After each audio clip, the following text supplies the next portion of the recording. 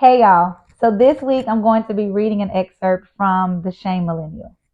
When we dig into how we should approach shame, we are able to uncover, to the best of our descriptive ability, the true definition of the love Christ showed on Calvary. Although we're unable to fully comprehend, it's easy to accept that only an infinite God could love an intentionally sinful, inappreciative, imperfect wreck to the point of sending his son just to get that wreck back into right standing with him.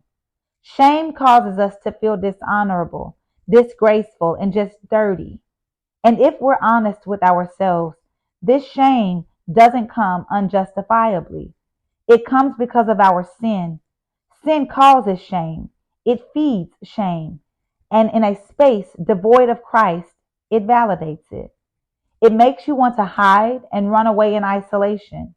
There's a towering hesitation to share this space with anyone because just as our shame cries out to be heard, the silence of our humiliation is louder. Shame is overwhelming, but thank God that Christ is overcoming. A lot of the things that I brought on myself are what caused me to feel shame. I'm a PK, so a lot of the things that I did that were contrary to the will of God came from a place of rebellion. And a lot of my sinful inclinations came from the need to prove that I can make my own decisions and that my parents didn't live my life for me and I could be just like everyone else. I was trying to prove myself to a world that wanted to punish me, to a world that didn't care for me like God did, a world that wasn't trying to help me live my best life in Christ. My own experiences in my past caused me to endure a lot of bouts of shame. So much so that the Spirit had to show me that I was saved. But this is what shame will do to you. It will make you feel like God doesn't love you because you don't love yourself.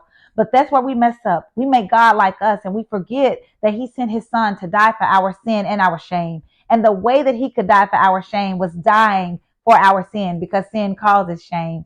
So I just want to let you know that you are loved and that God hears and forgives you. And you don't have to hide behind how you feel about yourself if you just accept and believe what God says and feels about you. I'll be back same day, same time next week to shed some light on a new topic, so stay tuned. And if you haven't ordered a copy of the book, you can today on Amazon and Barnes & Noble.